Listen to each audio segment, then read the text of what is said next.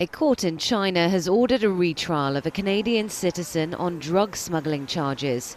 Robert Lloyd Schellenberg had lodged an appeal after being handed a 15-year sentence in November.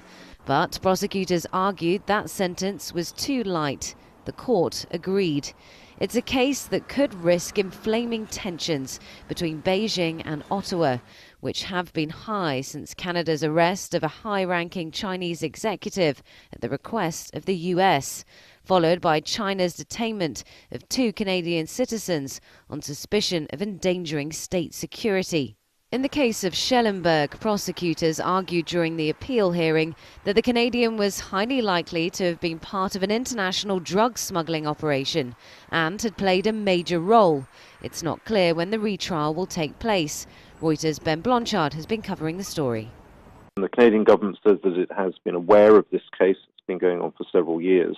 But you have to remember that China takes drug smuggling extremely seriously. There was a case in 2009 where a British citizen was executed in China for smuggling drugs. China does routinely sentence to death people who are involved in smuggling drugs.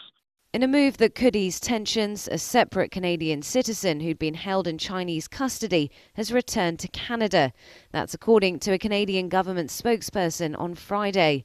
Local media identified the citizen as teacher Sarah McIver.